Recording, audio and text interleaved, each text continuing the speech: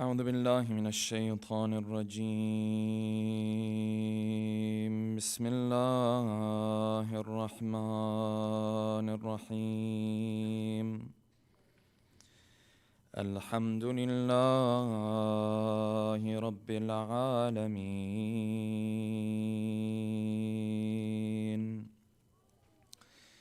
والصلاة والسلام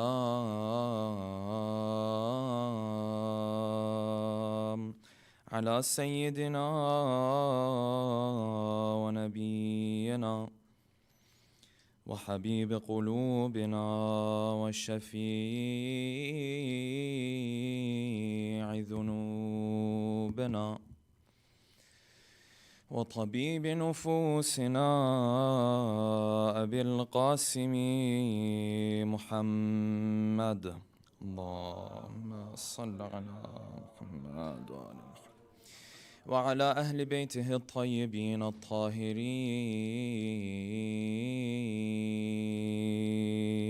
واللعنة الدائم على أعدائهم أجمعين أما بعد فقد قال الله الحكيم في محكم كتابه الكريم أعوذ بالله من الشيطان الرجيم وما كان لبشر أن يكلمه الله إلا وحيا أو من وراء حجاب أو يرسل رسولا فيوحي بإذنه ما يشاء إنه علي حكيم وكذلك أوحينا إليك روحا من أمرنا ما كنت تدري ما الكتاب ولا الإيمان ولكن جعلناه نورا نهدي به من نشاء من عبادنا وإنك لتهدي إلى صراط مستقيم صدق الله العلي العظيم صلوات اللهم صل على محمد. For the love of our beloved Prophet and his beloved progeny, please recite a second loud salawat. Allahumma salli ala Muhammad wa ala Muhammad. For the hastening in the return of our beloved 12th Imam, a third final loud salawat. Allahumma salli ala Muhammad wa ala Muhammad. Yesterday we talked about the youth and the marriage of our beloved prophets. We mentioned how from a very young age narrations tell us that angels of Allah subhanahu wa ta'ala were guiding the Prophet towards good characteristics and virtues. And this is something that the first Imam mentions in some of his khutbahs in Nahjul Balagha. He says from the time that the Prophet was a child, Allah subhanahu wa ta'ala had appointed to him one of his greatest angels to make sure that he guides him on this path. And we said this also shows that if the Prophet is going to be starting his prophethood, as we will discuss today, it's not going to come to him so much as a shock that his route and his mission in life is a special one. Because he's already seen signs of this. He's already seen indications that show that his fate and his life is special and it is significant in its own way.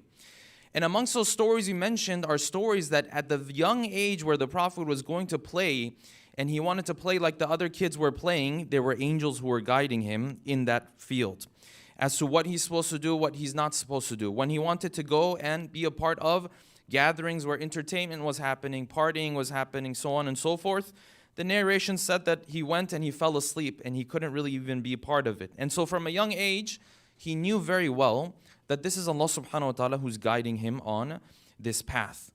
And we continued with the life of the Prophet on his journey with his uncle Abu Talib to the city of Basra in Syria. We mentioned what some historians have mentioned with regards to his interaction with the Christian monk or the Christian priest in that area, and how this Christian monk knew of how special this individual would be.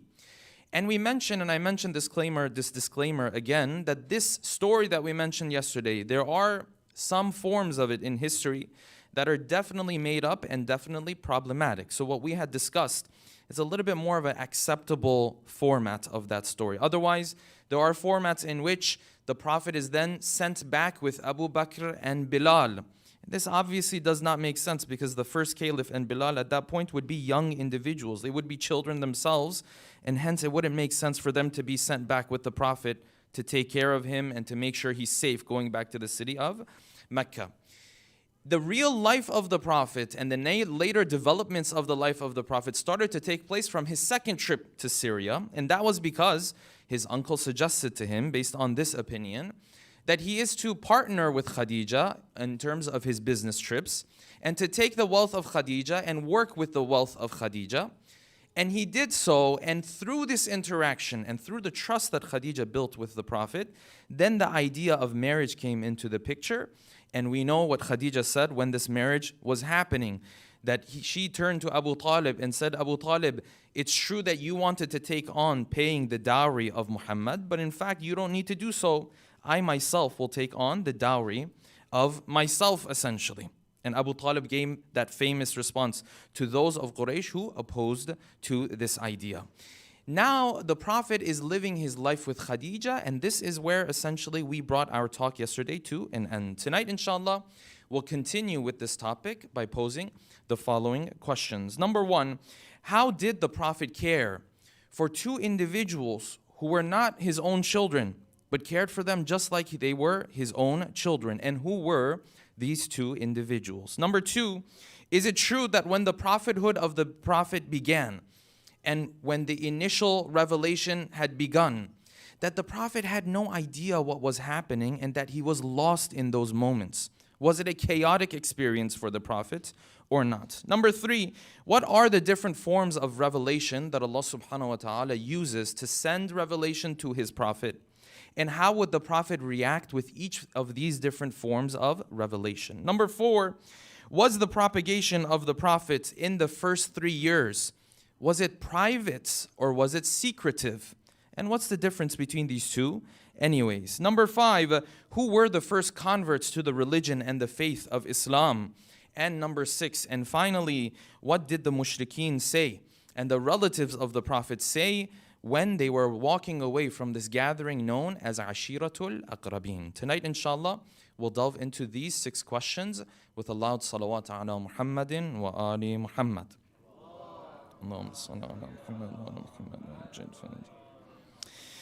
Allow us to begin from here. When you look at the life of the Prophet, you find that there were two individuals that he took under his own custody, that he took under his own support. One was an individual by the name of Zayd ibn Haritha, and the other was none but our first Imam, Ali ibn Abi Talib, salawatullahi wa salamu alayhi. Allahumma salli. And each of them coming into the household of the Prophet and being taken care of by the Prophet has its own special lessons to be learned. Zayd ibn Haritha was an individual who was bought and sold as a slave. This is before the prophethood of the Prophet has begun. And when the Prophet married Khadija, Khadija was then granted Zayd ibn Haritha by one of her relatives, and so she granted or gifted Zayd ibn Haritha to the Prophet.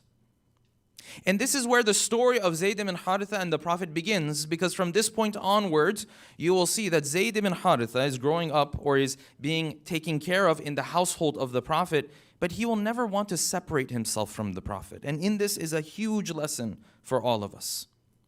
Zayd ibn Haritha, he's of course older when he comes into the household of the Prophet than Ali ibn Abi Talib, as we will discuss. When he comes into the household of the Prophet did 2 things. And this was a double favor that the Prophet did to him. Firstly, the Prophet, the moment Khadija gave Zayd ibn Haritha to the Prophet as a servant, you find that the Prophet freed him. He said, you are a free man from now on. You are not a servant anymore. You are not a slave anymore. You are a free man. That was number 1. And then number 2, to double down on the favor, he said that although you are a free man, I will still be the one who will take care of you. This is an important point. Why? Because if you're a free man, you now have to go figure out your life on your own. You don't have to go make your own money. You have to have your own way of providing for yourself. You have to do things on your own. Either you're a slave and you're a servant, well then your master has to take care of you. If you're a free man, now that you have to go and figure out things on your own. And you find the Prophet dealt with him in this double favor manner. He said, number one, you're free. Number two, you can still stay with us. And this was the generosity of the Prophet. And you see this akhlaq of the Prophet, it showed itself so much. Where did it show itself? Zayd ibn Haritha stays with the Prophet until years later, the time of Hajj comes. The time of Hajj comes, people from all parts of the Arabian Peninsula, all of the different cities, they gather for Hajj. They all gathered for Hajj. And Zayd ran into some of the people from his own tribe, from his original tribe. And he told them to send his greetings to his mother and his father, and to tell them that he's doing well. Because when you are sold as a slave, that's it, you're cut off. Communication-wise, you're cut off from your family. So he finally sees his own tribe. He says, tell them that I'm doing well. His father gets hold of this news, and now comes back to Mecca. And he approaches the Prophet and says, Muhammad, I want to buy Zayd ibn Haritha from you. It's my son. I've found him after so many years. I want to buy him from you. And the Prophet told him, you don't need to buy him from me. He's already a free man. If he wants to walk away, he can walk away right now. Has nothing to do with me. But here's the important part. So the father of Zayd ibn Haritha, this person who's been spending time with the Prophet for many years now, he comes to him. He says, Zayd, now's time for you to come back with us. And I spoke to the Prophet, and Muhammad says you can stay or you can go. Either way is fine. Why don't you come with us? And Zayd ibn Haritha, this man who is now a freed individual, he has nothing to worry about. He said, no, I don't want to come. I want to stay with him. He's at a little bit older age now. He's an adult now. He said, I want to stay with him. And his father said, how dare you? You're setting aside your own tribe for some stranger. He said, no, you don't know who he is. I've seen him. He's the best of the creation of God. I would rather stay with him than go back home. And this has a lesson in it, because you will see this in the seerah of the Prophet. Every time someone gets acquainted with him, they don't want to leave anymore. They just don't want to go back. They want to stay with him. And imagine a person who's been freed, but imagine how great the akhlaq of the Prophet is, that he says, I'd rather stay here with him than to go back to your tribes that have all these terrible customs. I want to stay with the Prophet. And he stayed with the Prophet. And this is Zayd ibn Haritha, the first of those two individuals. The second of those two individuals was, of course, our first Imam. Because now there came a time in Mecca where there was a drought and things were very difficult. In particular, things were very difficult for Abu Talib. Why? Because Abu Talib, Abdul Muttalib, because, I'll take that back again. It was Abu Talib. I keep going back and forth. Abu Talib, he was going through a drought. And because of that, things were very difficult because Abu Talib had multiple children. So the Prophet came up with this suggestion. Now you have to remember, how old is the Prophet? He's like a young man now. He's not like a 50-year-old. 50-year-olds are young too, by the way. But he's younger. Should we say younger? Younger. He's a younger individual now. He himself comes to his own uncle Abbas. And he says, my uncle, we have to go and help Abu Talib. Because Abu Talib is going through this drought. He has multiple children. Let us go, each of us take on the custody of one of the children. And when you take on the custody of the children, it's not like they don't see their parents. No, this is Mecca. It's a small place. You see each other every single day. So the Prophet came up with this idea, and Abbas agreed to it. So Abbas went, and Hamza went, and some of the other uncles of the Prophet went. They all went to Abu Talib. They said, well, this is our suggestion. We want to take in some of your children because we know how difficult it is for you. And Abu Talib said, listen, Aqil, leave him for me, the brother of Ali ibn Abi Talib. Leave him for me. The others, whoever you want to choose, you can choose, and they can be raised within your custody. So what happened? One of the uncles of the Prophet chose Talib, another child of Abu Talib. And Hamza chose another one of the children. And then the Prophet looked at the children of Abu Talib and he said, I want that one. I want Ali ibn Abi Talib because he is the one that Allah has chosen for me. And this is how Ali ibn Abi Talib now starts to go into this household, this blessed household. And he's going to stay in this household for so long that years after the Prophet has passed away, when people come around and say, we are the closest companions of the Prophet, Ali ibn Abi Talib will blatantly and openly tell them over and over and over again that none of you was as close to the Prophet as I was. The Prophet raised me. When we used to eat, he used to prepare food for me. When we used to go to sleep, his place of sleep and my place of sleep were beside one another. He used to embrace me. He used to teach me things every day. 7 years before anyone started praying with the Prophet, I was doing worship with the Prophet in his household. This is 7 years before the prophethood really has even begun in a public fashion. Keeps telling them, no, my status is different. And when you look in books of history, this is just me venting a little bit. When you look in the books of history and you see what is made of history after the Prophet is not around anymore, and you see who people took up and said, this person is the closest to the Prophet, and this person is the closest to the Prophet, you understand why Ali ibn Abi Talib kept emphasizing this idea so much. Because a lot of injustice was done to him in history with regards to his role when it came to the Prophet. And you will see this the most when we discuss the night that Ali ibn Abi Talib slept in the place of the Prophet.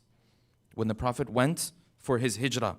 Just hold on to that. We're going to come back to this idea. So now the Prophet brings Ali ibn Abi Talib into this household. When he comes into this household, he starts to live with the Prophet and Khadija. And this is where an incident has taken place that has a huge lesson for you and I. And that lesson is this: that if you pay attention, what the Prophet is doing for Ali ibn Abi Talib right now is the same exact thing that Fatima bint Asad had done for the Prophet when he was younger. When the Prophet was younger and he was an orphan and he had nowhere to go, who was the family who took him in? It was Fatima bint Asad and Abu Talib were the ones who took him in. And now he's a little bit older, he is more responsible, he has a life of his own. Now he is the one who takes the child of Fatima bint Asad into his own house. And what does this teach you and I? It teaches you and I that you do things for Allah subhanahu wa ta'ala. You feed that orphan, you take care of that family, you take care of that widow, whatever the case might be. You never know, you might be in that same position years later. And when you're in that same position years later, maybe that's the time and the moment where Allah subhanahu wa ta'ala returns the favor. When you need it the most. Fatima bint Asad is taking in the Prophet because she knows this is what's to be done. She's feeding him before she feeds her own children because this is what should be done. This is the right thing to do. But you never know. Fatima bint Asad is now in the same position that the mother of the Prophet technically is. She's passed away now. She's also in this position. No one there to take care of her children. And now you see Allah subhanahu wa ta'ala returns that favor. We don't know when we do good deeds, we don't know when Allah subhanahu wa ta'ala is going to return them. But you never know. He might return it back to you exactly the same way you did it for someone else. Recite a salawat, please.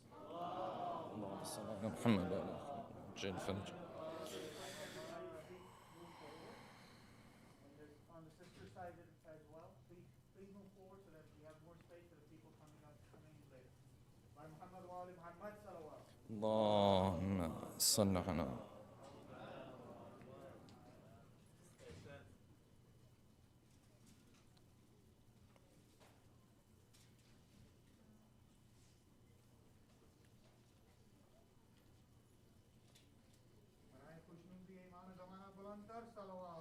اللهم صل على محمد وآل محمد.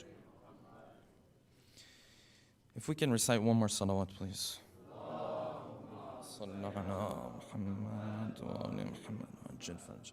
This household is going to be a blessed household. And as we talk about a little bit more later on today, we will discuss as how this household became the household between the Prophet and Khadija and Ali ibn Abi Talib, who were amongst those who prayed the first. No one else was praying, and this family was praying. And this brings us closer and closer now to the age of 40 when the Prophet is going to begin his prophethood. Now, side note here before we continue with the discussion.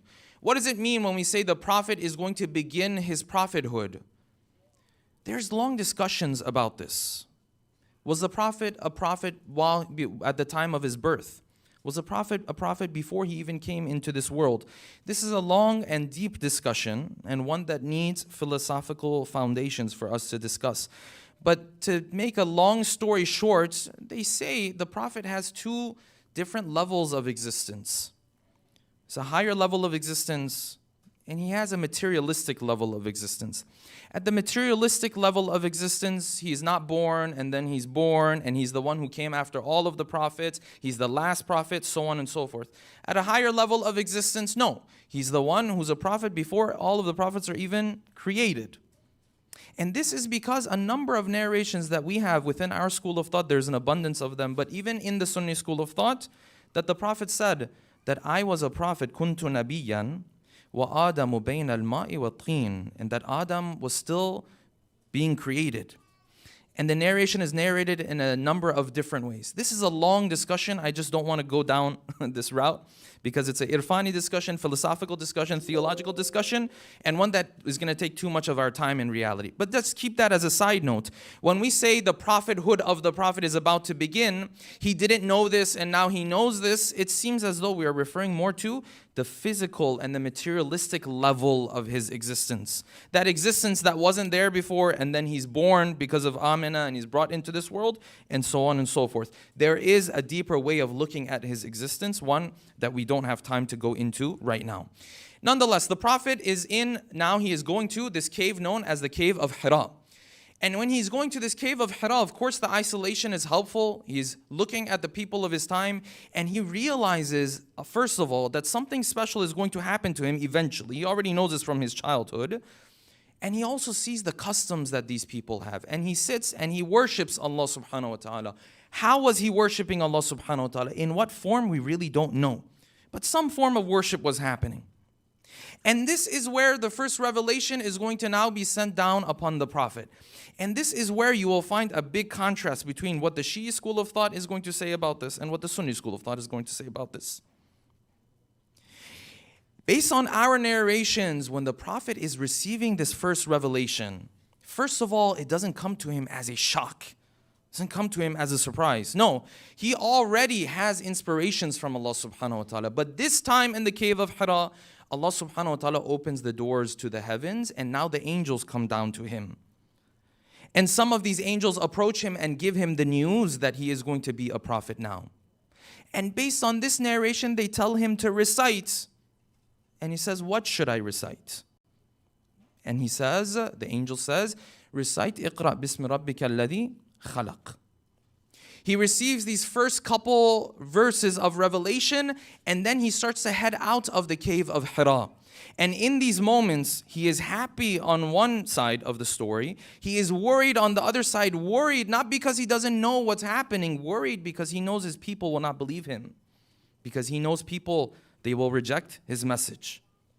And as he was carrying on, the narration says he would pass by different objects, and the objects around him would refer to him and give them salam. They would say, Assalamu alayka ya Rasulallah. And this was an affirmation of his own faith. Until he came, and of course he gave the word to Khadija and Ali ibn Abi Talib. This is what we know roughly of the first revelation. And this is very different from what we are told of the famous story that, yes, you know, the Prophet, he was in the cave, and then the angel came and told him to read. He said, I can't read. And the angel squeezed him, and he said, read. He said, I can't read, and squeezed him a second time and said, read. He said, Ma ana biqari, I can't read, I don't know how to read. Squeezed him a third time. And then these verses were revealed. And then he ran out of the cave not having any idea what was going on. He ran into the house of Khadija based on this narration that is not acceptable from our perspective. He ran into the house of Khadija. He said, Zammiluni, Zammiluni, cover me, cover me. And he said, لَقَدْ خَشِيتُ عَلَى نَفْسِي. It's like I'm losing it. I have no idea what's happening. Until Khadija came and said, Ya Rasulullah, Muhammad, you have nothing to worry about. You are a good person. God would never do anything terrible to you. Until the story continues, until Khadija, of course, goes to her relative, Waraqa ibn Nufil, and Waraqa tells him that, listen, what has come to you is the same thing that came to Musa and Isa. You are the messenger of Allah subhanahu wa ta'ala.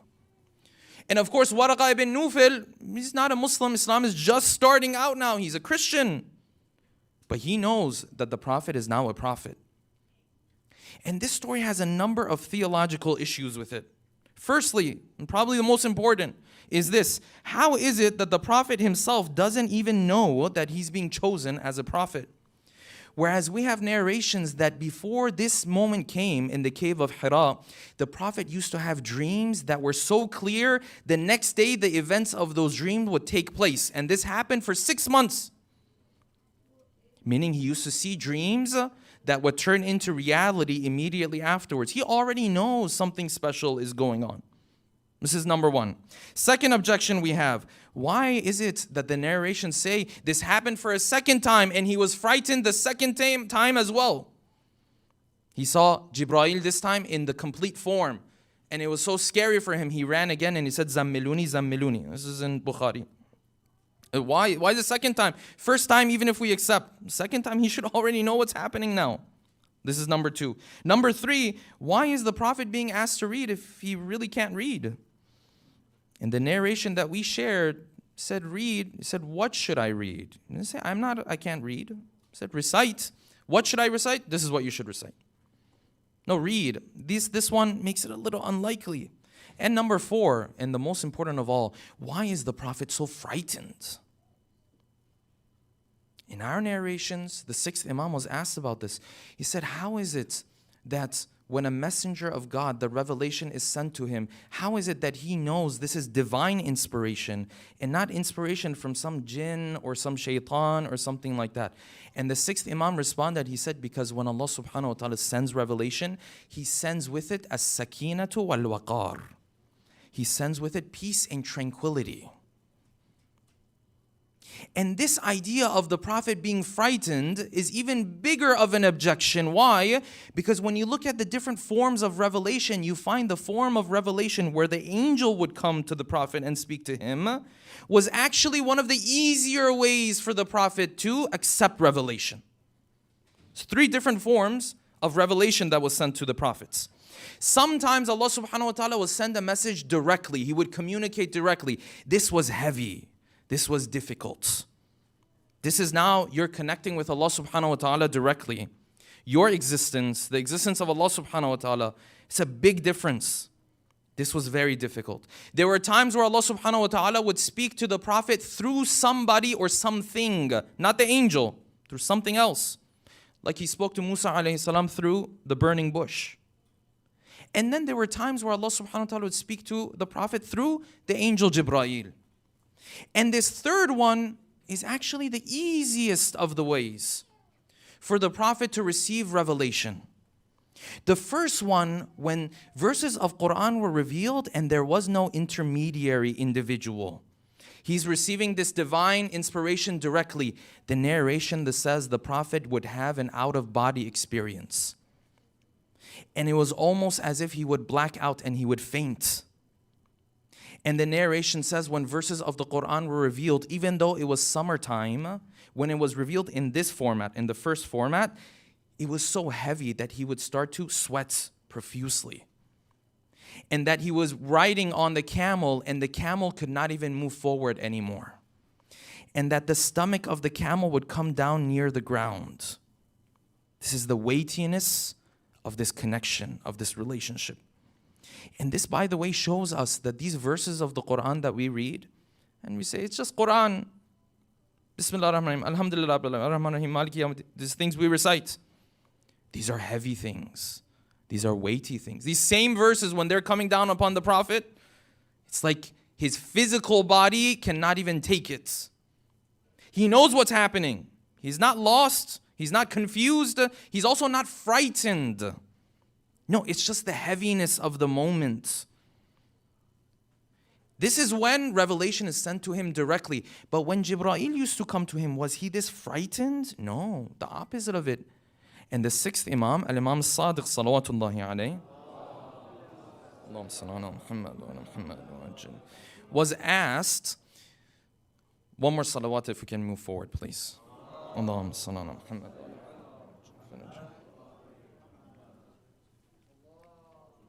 Allahumma salli ala Muhammad.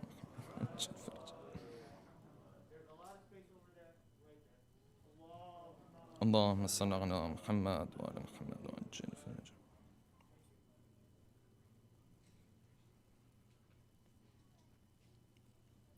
One more salawat, please.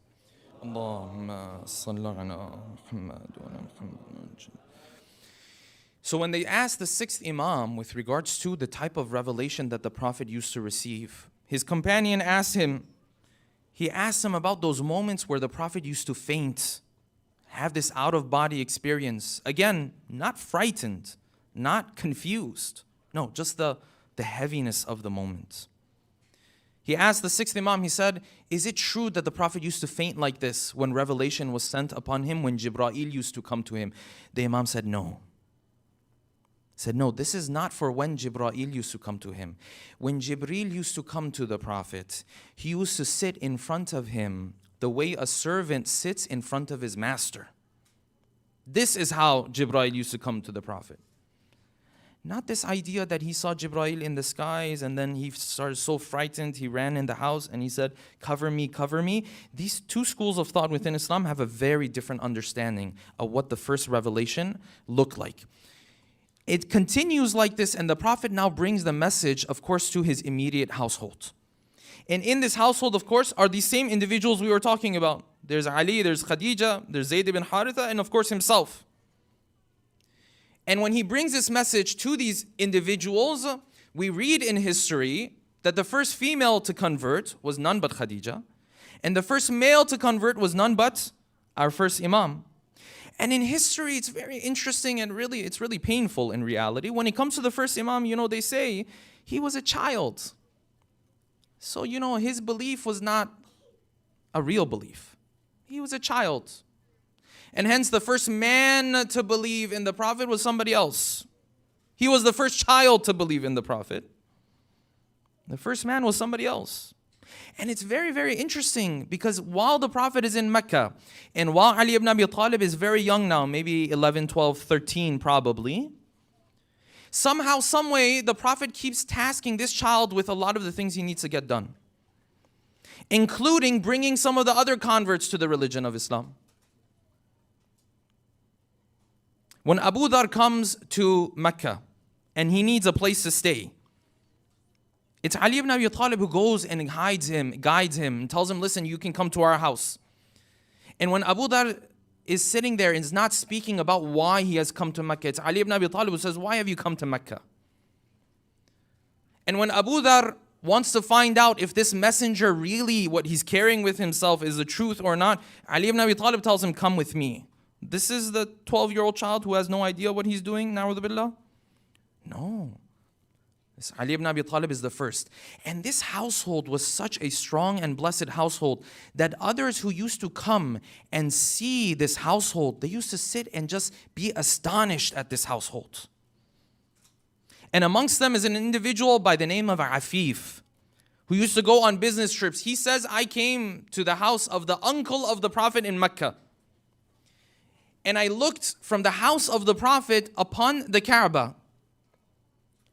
And when I looked, I saw this man is praying, and with him this woman, and with them this younger individual. They go to ruku, they go to sajda, they do this prayer. Of course, prayer in its form, in its complete form, has not been legislated yet with all of the details yet. And Afif says, I turned to Abbas, the uncle of the Prophet, and I said, who is this person? What are they doing? And Abbas said, this is my nephew. And the other one is also my nephew. One of them is the children of Abdullah. The other one is the children of Abu Talib. He said, this nephew of mine, he says that Allah subhanahu wa ta'ala speaks to him. And they come here and they worship Allah subhanahu wa ta'ala. And there is no one else on the face of earth that worships this God of theirs other than these three. And this shows you the strength that this household had. Ali ibn Abi Talib is not a 50-year-old, a 60-year-old. He's 12, 13, 14 maybe at this age. But you see that faith, the strength of that faith that would carry Ali ibn Abi Talib throughout his whole life. It's showing itself at such a young age. And Afif says, later on, I used to sit back and regret and say, I wish I was also part of that initial group who embraced the faith before anybody else was willing to embrace the faith. And it is like this that this private propagation of the message now begins. And some have said this was a secretive period of the Prophet, but in reality, it wasn't a secretive period of the Prophet. It was a private period of propagation, meaning the Prophet was only going to people who would approach him. It wasn't a propagation where he would go out and publicly challenge the idols. It was private. It wasn't secretive, meaning Quraysh knew what he was saying. Quraysh knew what he was saying. They just didn't care. Like, yes, this is the yatim of Abu Talib and Abdul Muttalib. He says God speaks to him. Who cares? Let him say it. Because he has not come out to now publicly do what?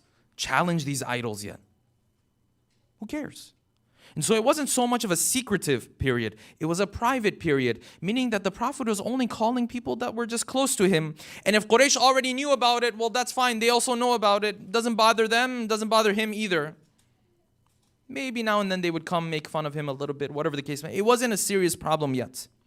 This portion of the period of the propagation of the Prophet is going to now continue for 3 years.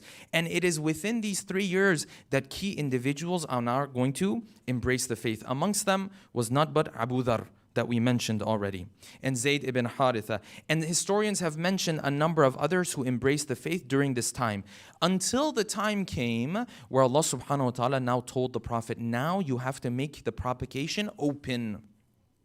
Now you have to start to do it publicly. And the first stop in doing this public propagation for the Prophet was to bring this propagation to his own relatives, to his aqrabeen. So what happened? Some have said verses of the Quran were revealed in this regard. Some say no, this was just what the Prophet was tasked to do. He called out and he invited a number of his relatives to come and get together for a gathering. And of course, who did he task with the task of going and inviting everyone and putting together this gathering? None but this supposed child. It was nobody but Ali ibn Abi Talib. Ali goes and he starts to speak to the other children of Abu Talib and Abdul Muttalib, and he starts to gather them. Narrations say, the people, the relatives, they say the moment Ali left, we used to start to smile at each other and we used to make fun of them. We say Muhammad is inviting us to a gathering. How can he even host us? There's so many of us. He's not even going to have enough food for us. Whatever, we'll go, but we don't know how he's going to do this. So the narration says that the day that everyone gathered, then the food was brought. And they themselves say each one of us was a grown adult. We could have had so much more food, but we ate from this food and we ate from this food. But as much as we ate from this food, it wouldn't end. And then afterwards, the Prophet looked to Ali ibn Abi Talib. He said, Isqil qawm, bring water for them. So now Ali went around and brought this water. And when they all drank from the water, and finally the stage is set, and everybody's waiting to see, like, what is this gathering even about? Before the Prophet could even say anything, his uncle got up. And he said, Muhammad, you're quite a bit of a magician. We ate from this food and it didn't even end. And the gathering just fell into chaos and it just fell apart. And look at the patience of the Prophet. So what happened? He went back the second day. And the third day, finally the Prophet had this opportunity to now speak to his people. He came to his people, he said, listen, my relatives, I am bringing to you the best thing that a young man has ever brought to his own people. I am bringing you the key to salvation in this world and the next world. And that salvation is for you to believe in this Lord of mine and to express your faith in Allah subhanahu wa ta'ala and the prophethood of his messenger. And I want to see who is willing to support me in this path. He asked this question, and of course we know that no one rose up but Ali ibn Abi Talib. And some narrations say the Prophet told him to sit down again. And he asked again, and the second time the same, and the third time. And by the third time, the Prophet said, then you are going to be my successor. You are going to be my brother. You are going to be the one who will carry on with this noble cause. The gathering came to an end, and from our perspective, it seems as though it had no benefit at all, because in history, you don't read of anybody embracing the faith of the Prophet at this point. They were leaving, and look at what they were saying when they were leaving. When these mushrikeen were leaving the gathering, they turned to Abu Talib. They said, Abu Talib, did you hear what Muhammad said? You now have to listen to your own son. This was them mocking Abu Talib. And of course, this wouldn't hurt the faith of Abu Talib. Abu Talib's faith is far greater than this. And this was that initial message that the Prophet brought to his own people. From this point onwards, there is going to be opposition after opposition after opposition. The opposition from this point onwards is only going to get more and more serious. And from this point onwards, now the Prophet needs to go into some sort of a headquarters, some sort of a house where he can gather his people and the people can come together. And in order to do this, he chose a house from one of the early converts who was willing to place his own house as the headquarters of the Prophet. And this was a hidden house. It was a house not known to Quraysh. And in history, it's referred to Darul Arqam, the house of Arqam. And the Muslimin used to come and gather within this house. And the beauty about choosing this spot was this. Number one, this house was very close to the Kaaba. And no one would suspect they're right here. No. You would think they go in the desert, here, there. No. Darul Arqam was very close to the Kaaba, number one. Number two, that is also important because when people come for Hajj, you have to be able to see them. You have to be able to speak of your religion to them. And this is exactly how Islam spread in Medina, as we will discuss. It's because of Hajj. People came for Hajj. Number three, this early convert was from a tribe that was enemies with Bani Hashim. And so no one even imagined that somebody from this tribe would be hosting the activities of the Prophet. I said, no. Them? No. Arqam ibn Arqam, that was his name. I said, him? No. And the narrations tell us that the Prophet used to go to this house when the early converts used to come and they wanted to learn from the Prophet. Or they wanted to sometimes get together for worship. They would get together in the house of Arqam ibn Arqam, who was from the tribe of Bani Makhzum. And you can just only imagine the type of role, the type of reward, the type of credit people like Arqam ibn Arqam and many others have for this faith to get to us 1400 years later. People, some of which we don't even know their names. History has not recorded everything. There's so many things history has never recorded. People who are willing to commit to the cause of the Prophet from early on. And you and I, we're sitting here because of the efforts that they put in. Some of them, we don't even know their names. This headquarters is going to become the place where the Prophet is going to come and go to. Some have said a number of months, some have said a number of years, until that time comes where the Prophet now is going to speak publicly and challenge all of the idols, not just to Bani Hashim and not just to the children of Abdul Muttalib and Abu Talib as he has already done, but now to all of Arab and to all of Quraysh.